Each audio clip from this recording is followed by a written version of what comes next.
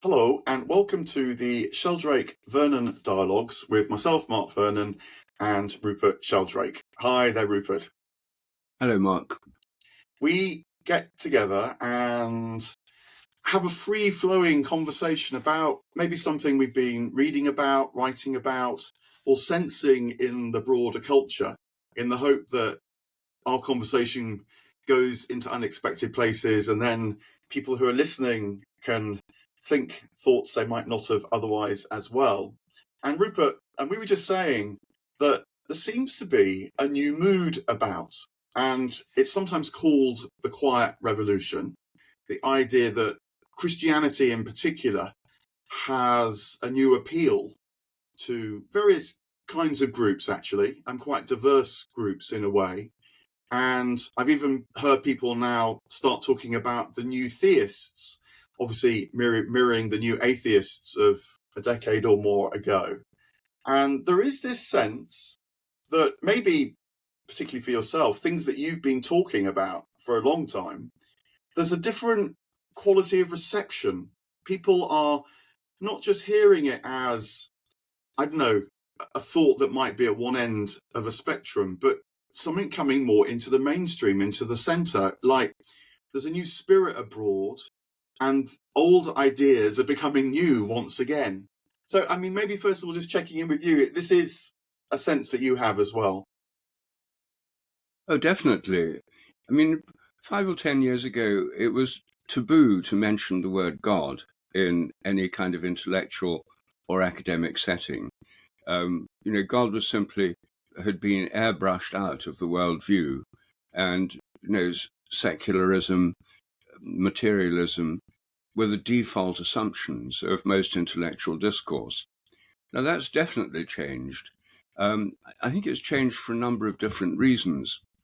One has been the rise of panpsychism in philosophy of mind, which has helped to reanimate our view of nature. So it's no longer just a dead, material, inanimate, purposeless universe we live in with a little bit of consciousness inside brains and the most consciousness in the whole universe inside human heads, with the rest of the universe unconscious and no consciousness, spirit or mind out there. That was the standard assumption. Now, panpsychism sort of opened up all of nature, and then idealism, vigorously promoted by Bernardo Kastrup and others, has given the idea that consciousness is fundamental. And this has helped open the way for people to rediscover God and say, well, okay, well, if God is consciousness and consciousness is fundamental, then maybe we're talking about God or the divine. And interestingly, there's also been a return to a kind of Platonist view. And this is most pronounced in biology in the work of Michael Levin, who for years has been a much more holistic biologist than most, but he's recently explicitly come out in favor of a kind of Platonism. I discussed it with him recently online, and it's not straightforward Platonism as usually understood, but his own take on it. But the very fact this discussion's happening within academic and scientific circles is a kind of quiet revolution. I've picked up some of those conversations as well, and I've felt it in radio studios. I do contribute to conversations on the radio every so often, and I've noticed that sense that God is no longer taboo. I remember once being on a program on the BBC, and there were about half a dozen of us around the table, and I was sort of wanting to nudge the conversation towards a more theistic perspective, and was feeling the old caution, if you like, the old taboo. And then I looked around the table and suddenly realised that of the half dozen, there was only one person who hadn't actually written something about either going to church or, their private convictions being Christian. And that one person was actually the presenter.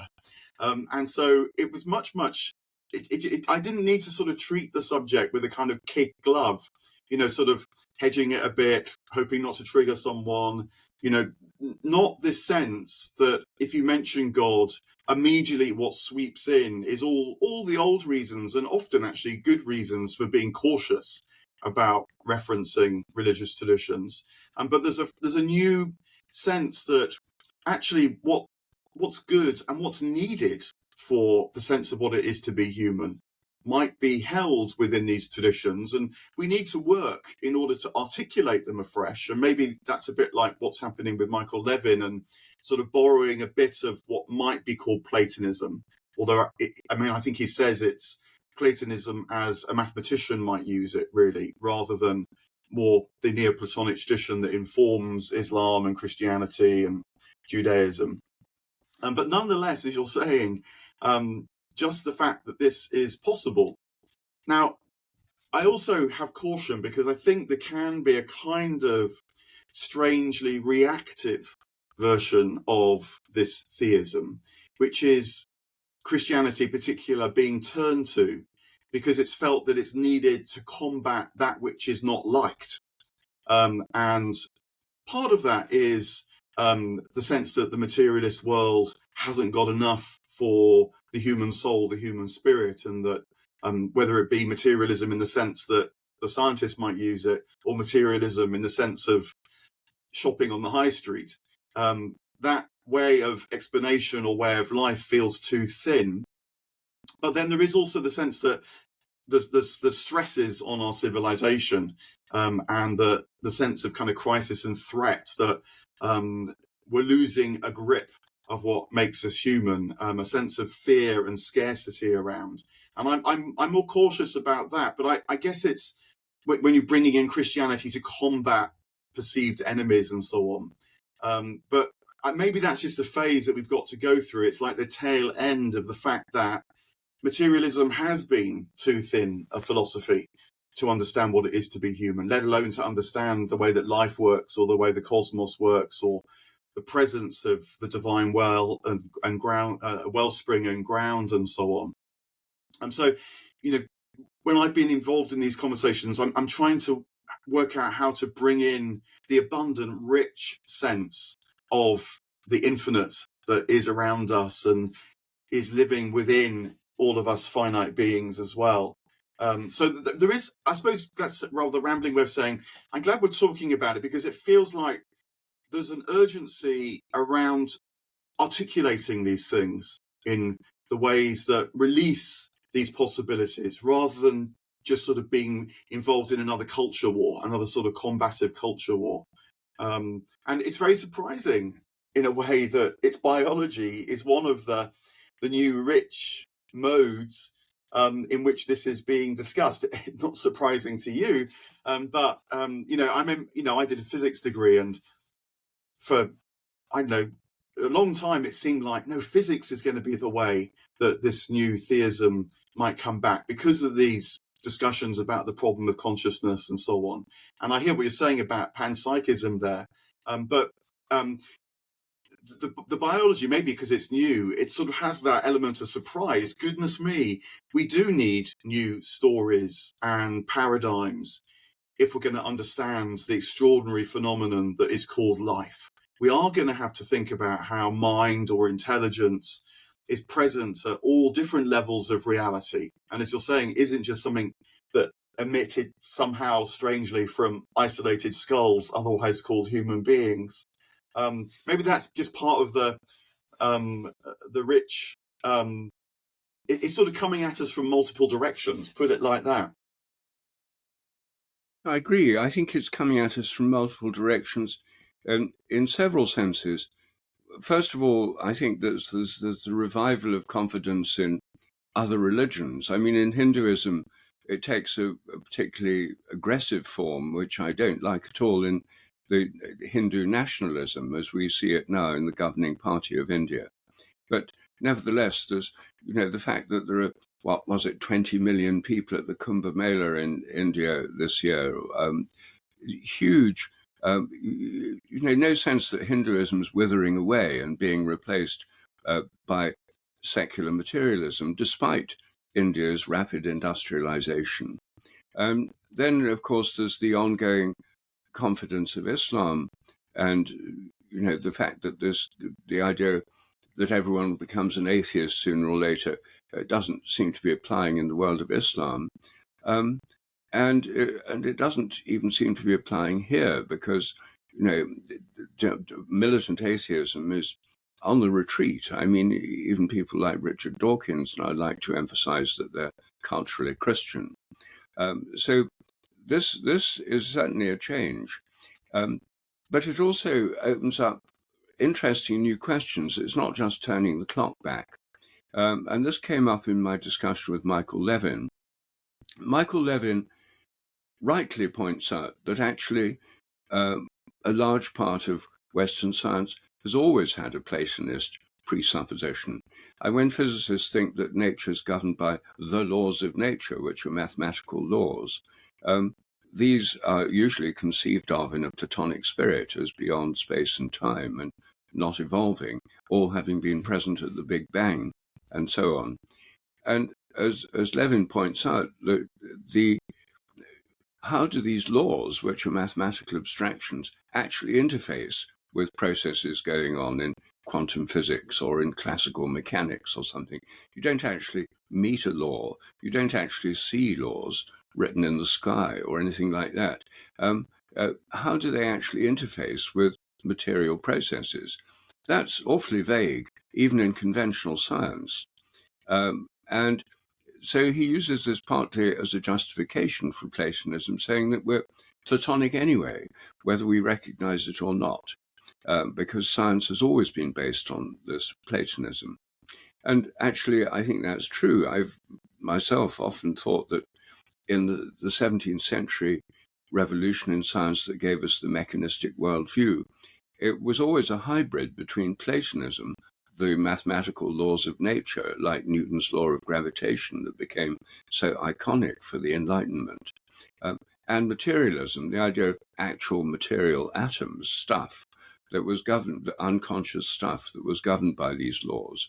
So it's always been a kind of hybrid of materialism and atomistic materialism and Platonism.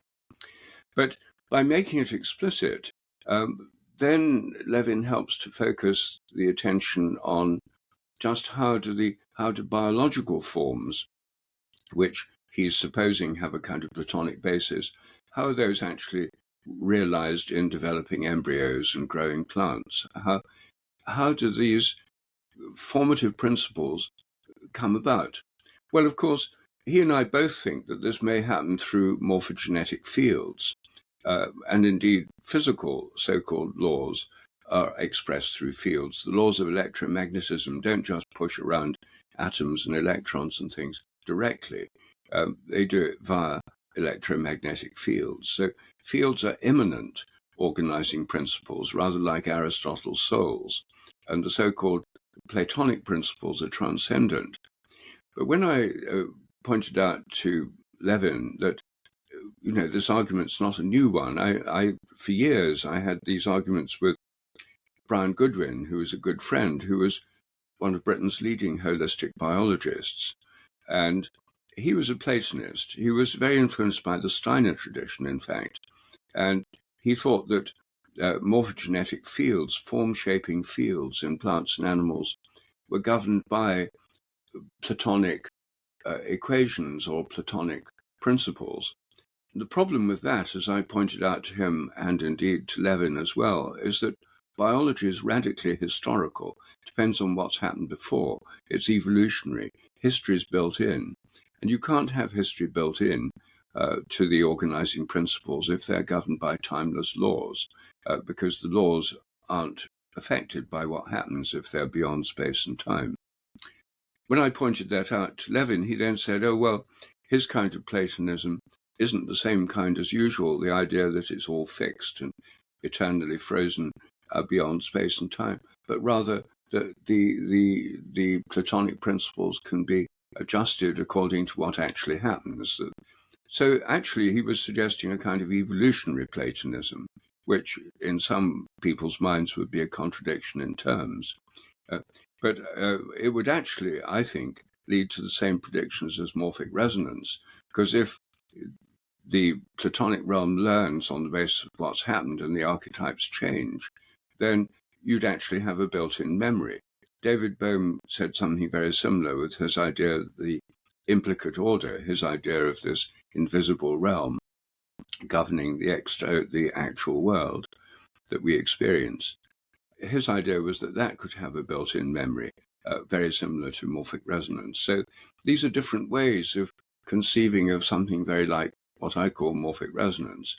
Now, Levin hasn't gone over to morphic resonance, but I think that insofar as he thinks Platonism might be evolutionary, it's moving in that direction. And this opens up a new realm of discussion, because classical Platonism and Neoplatonism in the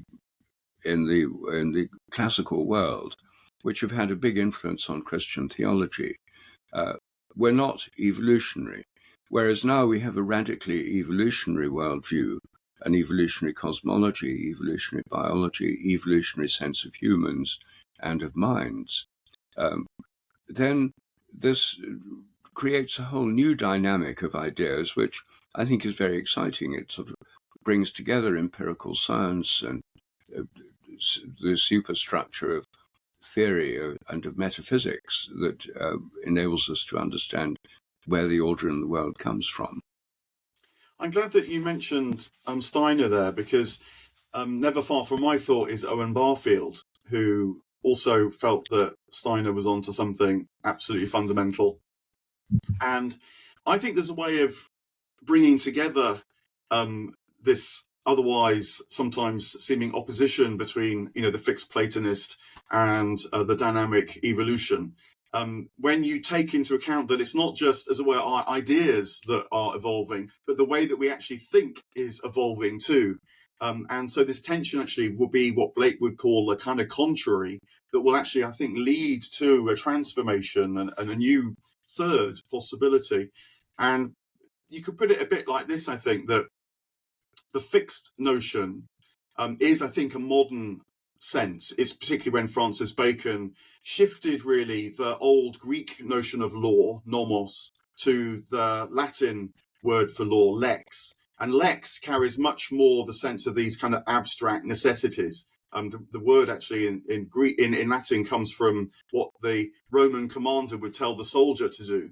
So it was like that kind of order. Whereas nomos means much more like customs and traditions that are a kind of connection and communion, patterns, communion, you might say. So you've got already, I think, a very different notion of that in Platonism. And hence, the sense also in Platonism of mind being present and intelligence and so on. And the Neoplatonic tradition being very much about how the finite mind can fit the infinite mind. And that's how we know it's a participative notion of knowledge. But I think what might be happening now, just beginning to emerge, is one that carries a much more a fundamental notion of evolution, as you're suggesting as well, which would be, I think, bringing in a kind of freedom. This is something which, we have talked about before. Where is the freedom not just to live as it were a gift from the divine, but as a kind of response to that gift? So there's a genuine sense of novelty that might be emerging as well. And this, I think, in yourself, in the kind of spiritual traditions, where the sense of freely offering what you have and the very best of all that you have is the way to receive back from the source, the wellspring that was always already present within you, this kind of immanent sense of the transcendent. This is fairly standard kind of teaching in mystical circles. It's dying in order to live.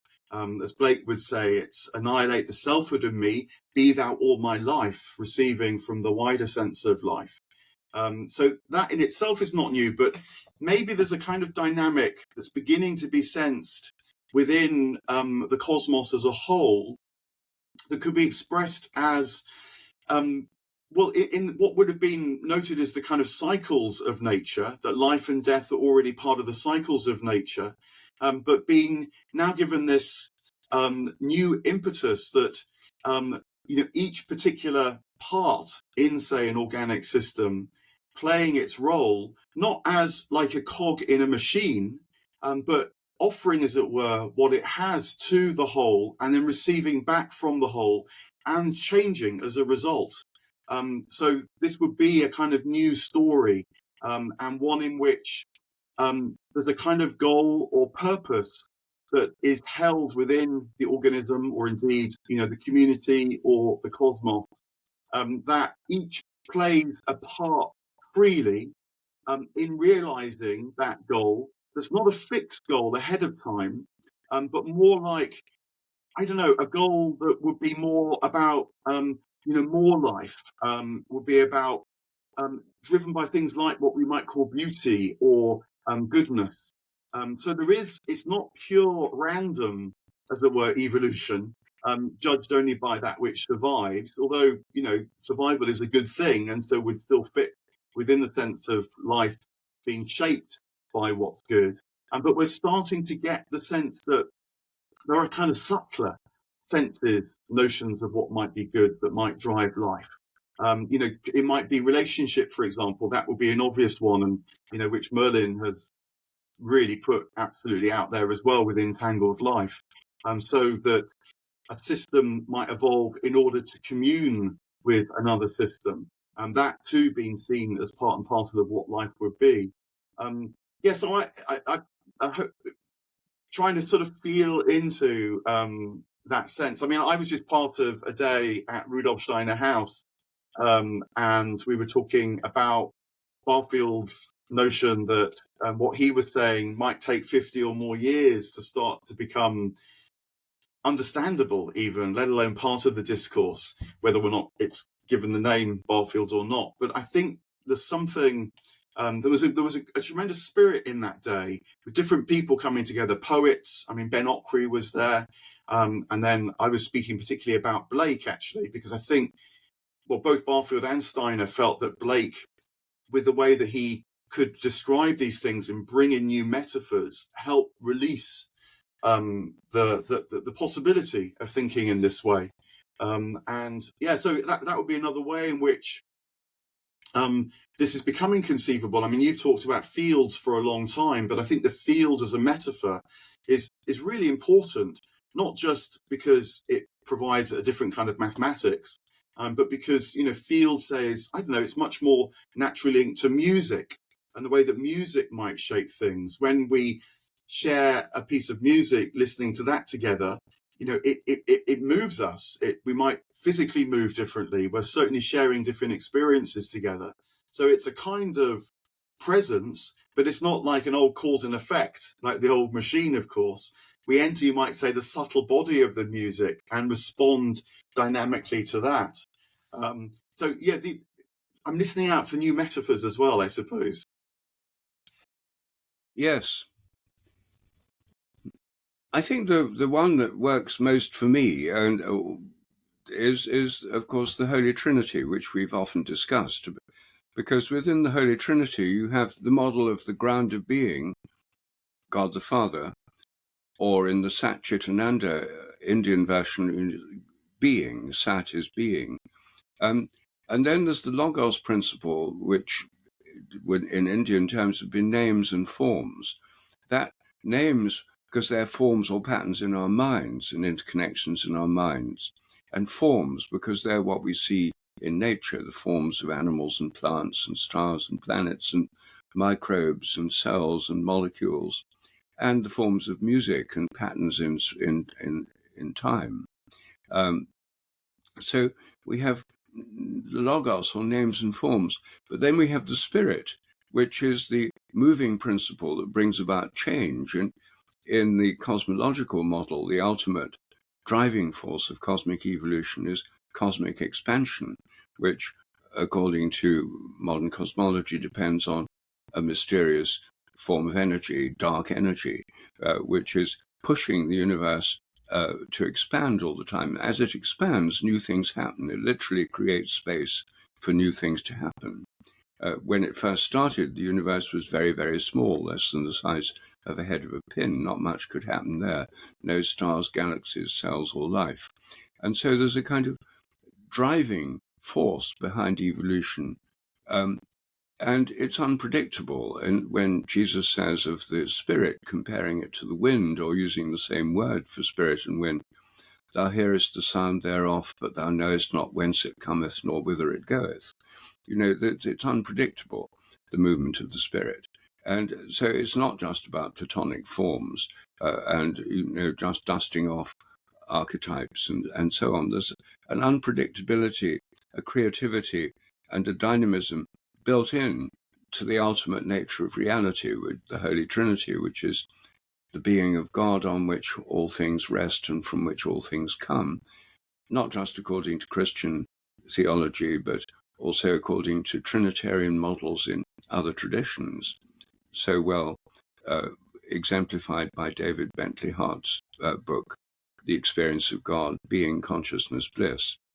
And I think David Bentley Hart is one of the people who's helped lay the philosophical groundwork for this shift that's going on, this quiet revolution that we're talking about, because for a long time he's been putting forward a philosophy of the world, which includes the kind of consciousness element which idealism emphasizes, but also recognizes the immanence of the divine within the material and natural world and within human minds, and the connection between minds and what's outside minds, what's in the outer world.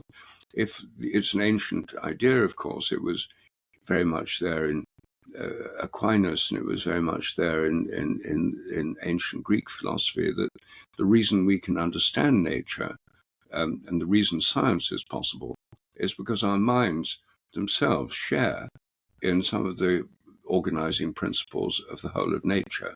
There's a natural affinity between minds and nature. And what we now see is that this is an evolving affinity, because minds are not fixed, and science, more than any other human endeavor in recent centuries, has changed our view of nature and of our minds, and it's still evolving.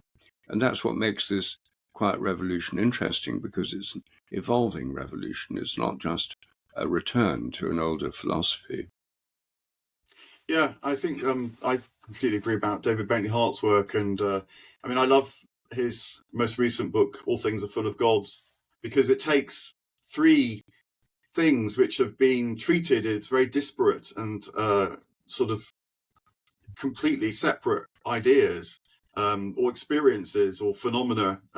So that would be life, as in like the plant living next to me, language, speaking, what we're doing now, but then also consciousness and the fact that we're aware.